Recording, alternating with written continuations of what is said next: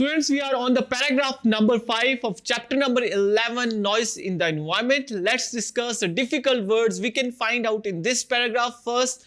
The first word is irritants. Irritants mean वो उनसे जो आपको तकलीफ देते हैं, जो आपको इरिटेट करते हैं, जो आपको मेंटली स्ट्रेस करते हैं, वो सारे के सारे चीजें जो फैक्टर्स होते हैं उनको हम इरिटेंट्स कहते हैं, जैसे कि नॉइज पोल्यूशन के सारे फैक्टर्स, ये सारे के सारे इरिटेंट्स हैं. Then we have civic responsibility. Civic responsibility means कि शहरी जिम्मेदारी.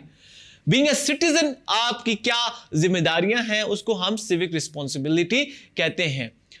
Paragraph number 5 deals with the modern technology as a source of noise pollution. Paragraph number 5 में राइटर ये बताता है paragraph number 4 का जो जनरल स्टेटमेंट है वो कि टेक्नोलॉजी का use as a source of noise pollution, के टेक्नोलॉजी के जरिए कैसे सोसाइटी में नॉइज पोल्यूशन क्रिएट की जा रही है. फॉर एग्जांपल, वक्त गुजरने के साथ साथ अब जो मॉडर्न टेक्नोलॉजी डेवलप हो चुकी है, इसके डेवलप होने के साथ साथ जनरेटर्स आ गए हैं सोसाइटी में, लाउड स्पीकर्स इतने बड़े हो चुके हैं कि ये हम सबको मेंटली डिस्टर्ब करने के लिए काफी हैं. इवन के लोग पब्लिक प्लेसेस यानी कि हॉस्पिटल्स, एजुकेशनल इंस्टीट्यूट्स और लोग दूसरों की तीमारदारी करने के लिए भी जब जाते हैं तो अपनी इलेक्ट्रॉनिक डिवाइसेस को म्यूट या साइलेंट नहीं करते, जो कि बाद में दूसरों के लिए मेंटल स्ट्रेस का बायस बन सकती हैं.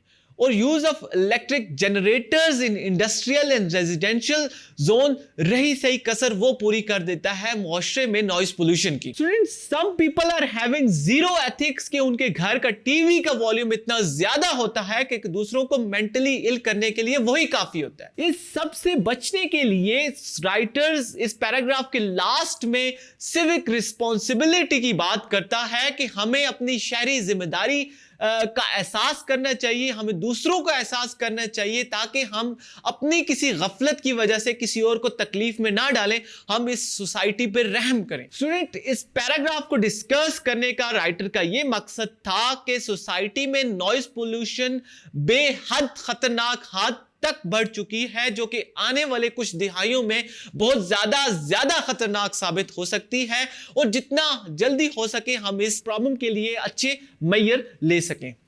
So student, this was all in this paragraph. Let's move to paragraph number 6.